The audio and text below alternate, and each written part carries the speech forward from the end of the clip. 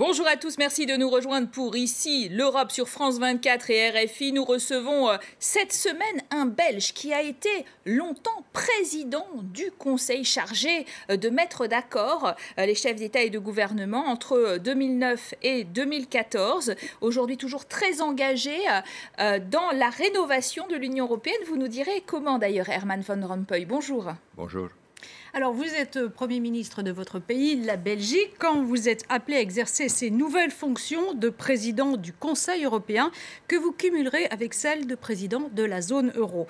Vous vous retrouvez donc en première ligne pour gérer cette crise de la dette qui enflamme toute l'Europe. Cette crise qui a failli faire exploser l'Europe est maintenant derrière nous.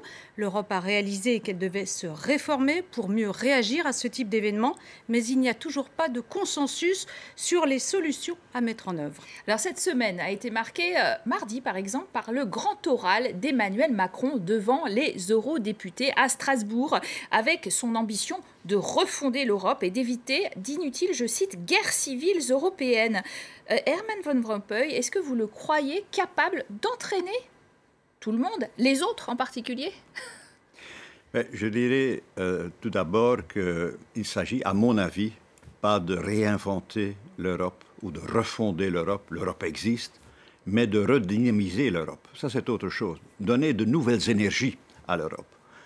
Donc moi, je suis plus modeste dans mes ambitions. Une deuxième chose, je crois que la situation s'y prête mieux aujourd'hui qu'il y a 2 ans, 3 ans, pour des raisons simples. D'abord, l'économie est dans un meilleur état maintenant. On est en train de créer 9 millions d'emplois à partir de 2014. Donc, le climat économique est meilleur. Il y a la France qui a un nouveau président.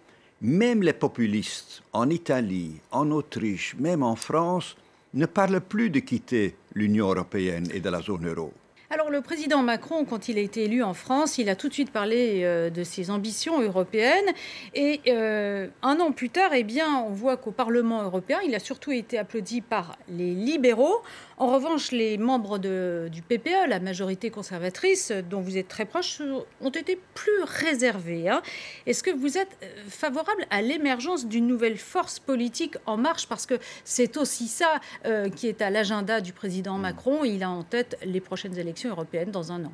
Mais soyons clairs dès le début, je soutiens tout à fait l'initiative française. Je crois que c'est un bonheur pour l'Europe d'avoir un président français très européen. Donc il n'y a aucun doute là-dessus.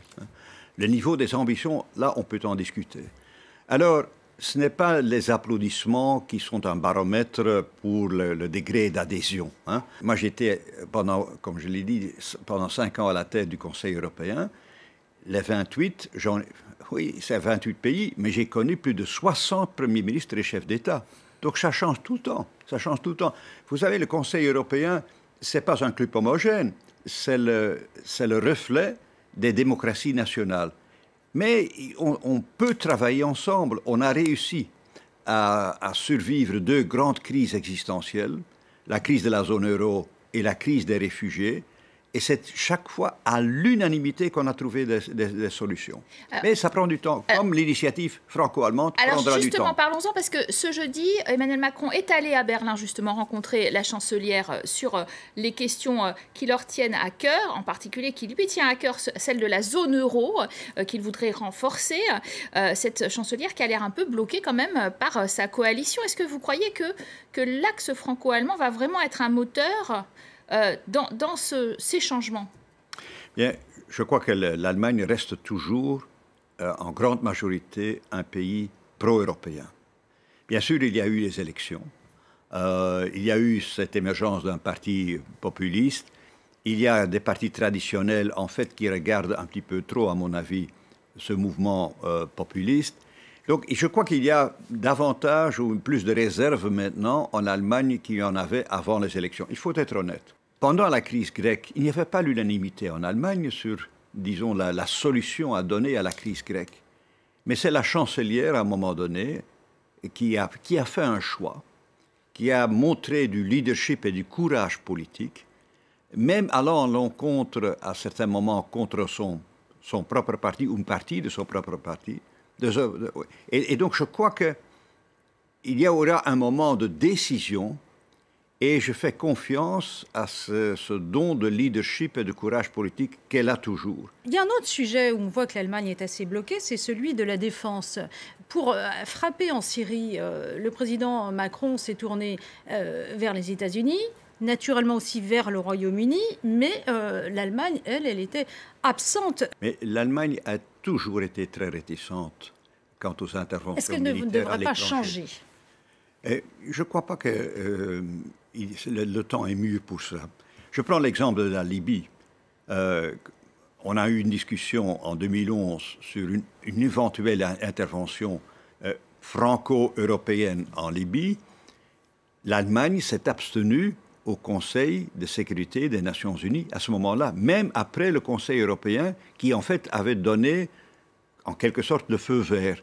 L'Allemagne a toujours, par son histoire récente, et on comprend, par la vocation d'être une force militaire, elle sera toujours, disons, beaucoup plus restrictive ou beaucoup plus prudente sur le plan militaire que la France et dans le temps le Royaume-Uni. Ce sera toujours le cas. Qui ont eu raison sur ces frappes en Syrie ?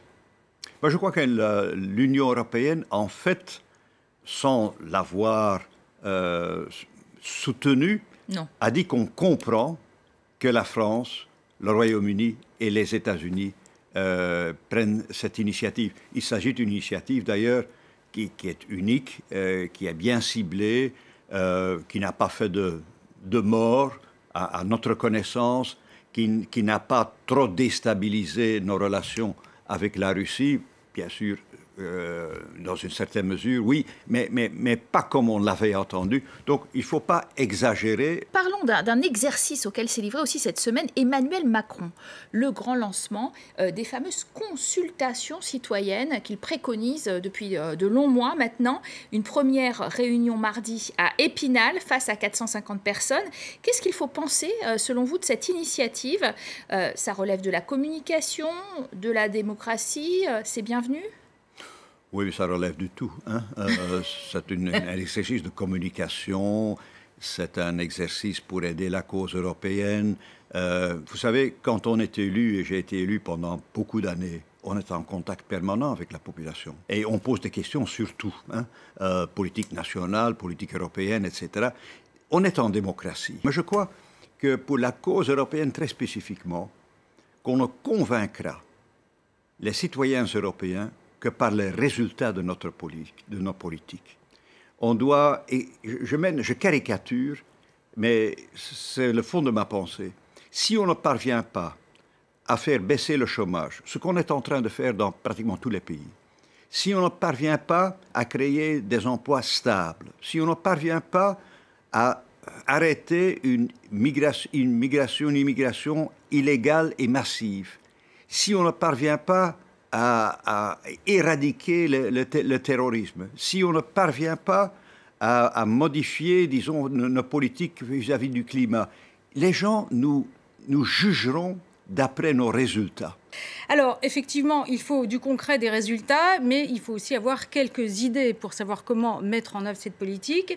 Eh bien, vous participez à la recherche des idées à travers le New Pact for Europe, le nouveau pacte pour l'Europe. C'est un groupe de réflexion animé par des fondations pro-européennes, dont la française Europa Nova. Et cette semaine, eh bien, vous étiez à Paris pour présenter votre dernier rapport. Qu'est-ce qu'il y a dans cette boîte à idées ? C'est ce qu'on va voir tout de suite avec ce reportage de Roxane Runel. 5 ans de débats, de rencontres entre citoyens et experts européens pour diagnostiquer les maux de l'UE et proposer des remèdes. Le nouveau pacte pour l'Europe entend redynamiser le projet européen. D'abord, c'est un rapport très riche puisque plus de 120 débats dans 17 États membres sur la méthode. Ça correspond tout à fait à ce qu'on a poussé, ces consultations citoyennes pour l'Europe, qui maintenant sont organisées dans 27 États membres, partir du terrain, de la société civile, des citoyens, qu'est-ce qu'ils attendent de l'Europe, qu'est-ce qu'ils veulent. Parmi les propositions, sur le plan économique, intensifier la lutte contre l'évasion fiscale ou encore mettre en œuvre un socle européen des droits sociaux. Sur le dossier migratoire, le rapport préconise d'accroître et d'accélérer les retours, mais aussi de mieux informer les réfugiés sur les conditions d'accueil dans les États membres. En matière de défense, il faudrait soutenir la coopération à l'aide d'instruments de financement adéquats, entre autres suggestions. Je crois que là aussi, ça tombe à un bon moment parce que nous avons dans un an des élections au Parlement européen. Il y aura à la fois le changement du Parlement, de la Commission, également le changement du président de la Banque centrale européenne. Donc un grand moment finalement démocratique d'une certaine façon pour pouvoir faire émerger de nouvelles idées au niveau européen. C'est aussi un moment européen de doute et de progression des idées et des partis populistes à travers toute l'Europe, où le dialogue et la créativité sont les bienvenus. Herman Van Rompuy, dans votre rapport, vous pointez la montée des populismes avec la nouvelle victoire électorale de Viktor Orban en Hongrie, la victoire des partis extrémistes en Italie. Comme on a connu une crise financière, est-on en train de vivre en Europe une crise démocratique? Et si c'est le cas, comment la résoudre? On vit en Europe, bien sûr, une crise pratiquement de société. Sinon, on n'aurait pas eu ce mouvement populiste. On vit la même chose au Royaume-Uni, sinon le Brexit ne serait pas là. On la vit aux États-Unis, sinon le président Trump ne serait jamais élu. Donc il ne faut pas nier la crise de société dans laquelle on vit. Et bien sûr, il y a une très grande inquiétude, une très grande peur aussi de l'avenir. Mais il ne faut pas être étonné. Il ne faut pas oublier qu'on vient de vivre une crise bancaire où l'épargne des gens était en danger. La monnaie sur laquelle tout est basé dans notre vie économique, dont dépendent nos emplois, était en danger. Et en 2015-2016, il y a 1 million de gens qui s'enfuient direction l'Union européenne et quelques pays, même très spécifiquement dans l'Union. Et il y en avait 3 ou 4 millions qui étaient dans la salle d'attente. Et c'est pour ça que c'est extrêmement important de stabiliser la zone euro. C'est important que la zone Schengen, où on peut voyager sans carte d'identité, sans visa, etc., soit mieux protégée. Et il faut que, en fait, les Européens soient plus rassurés, soient plus protégés. Dans certains pays de l'Est, on constate que les populismes vont jusqu'à dériver vers une forme d'autocratie, mettant finalement à mal les contre-pouvoirs.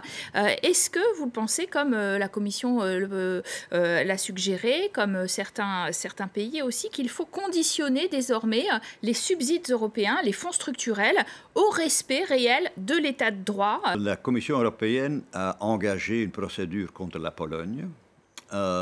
Il se peut qu'ils engagent aussi une procédure contre la Hongrie, précisément parce qu'on estime qu'il y a eu des violations de nos valeurs essentielles, je veux dire des valeurs essentielles dans l'Union européenne.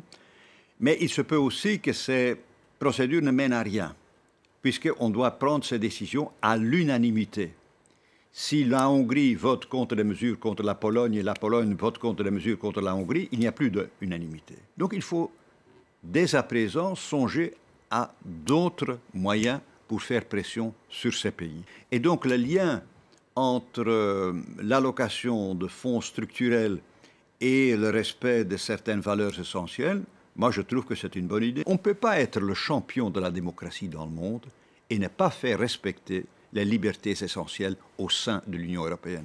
Herman Van Rompuy, dans un an, donc, il y a ces élections parlementaires européennes. Au vu des résultats nationaux, il y a un vrai risque d'avoir un raz-de-marée europhobe au Parlement européen. Est-ce que c'est une perspective que vous redoutez? Bien, je ne suis pas si certain que du raz-de-marée. On l'a dit aussi la fois passée. Il y a eu une augmentation du nombre d'élus europhobes ou populistes, c'est vrai. Mais je ne suis pas sûr que ça se reproduira encore davantage lors des élections futures. Il y a par exemple le parti de M. Orban. Bien sûr, il y a des positions que moi je rejette complètement, et ils le savent d'ailleurs. Mais quand on parle de l'Europe, les partisans de M. Orban au Parlement européen, ils sont 13 ou 15, j'ai oublié le nombre 12. exact, et ils votent pour toutes les réformes qu'on a entreprises. Ils ont voté pour toutes les réformes qu'on a entreprises, et ils voteront pour je crois, s'il y a un accord au Conseil européen, voteront... Parce qu'ils sont dans votre parti, le Parti populaire européen, c'est ça en fait. Non, je dis simplement, ce sont les faits. Ce que je dis, ce sont les faits. Les faits, c'est qu'en fait, ils ont des positions très, très spécifiques quant à l'immigration, mais quant à la réforme de l'Union européenne, eh bien, dans le passé, ils ont suivi toutes les positions majoritaires. Ça allait des douanes du reste ? Ça allait des douanes du reste ? Non, pas du tout. Donc, moi, j'ai fait la distinction entre les deux genres de positions. Juste pour terminer, peut-être une dernière question sur les négociations d'adhésion qui ont ouvert cette semaine pour l'Albanie et la Macédoine. Le Conseil européen doit encore donner son aval le mois prochain. Et on sait bien que l'élargissement, c'est désormais un concept qui est soutenu par le groupe de Visegrad à l'est de l'Europe, mais beaucoup moins par l'ancienne Europe, comme on dit. Oui, on en a parlé déjà de mon temps. On a parlé à ce moment-là de la fatigue qu'il y avait. Il s'agit de la paix dans le Balkan occidental. Vous savez, l'Union européenne, c'est un projet de paix. Si les pays de l'ancienne Yougoslavie, d'une façon ou d'une autre, ne font pas partie de la famille européenne, certains comme membres, d'autres avec des accords qui l'associent davantage à l'Union. Mais s'il n'y a pas ça, la guerre civile peut reprendre dans ces pays-là. Merci à tous de votre fidélité. Tout de suite, votre rendez-vous avec l'information sur France 24 ou bien sur Radio France Internationale. À très bientôt à tous.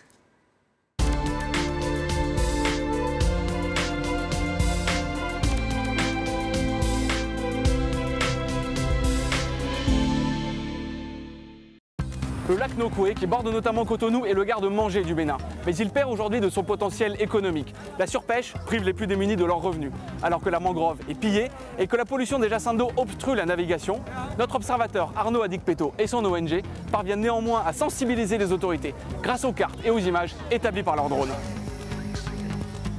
Les observateurs ligne directe, à voir sur France 24 et sur france24.com.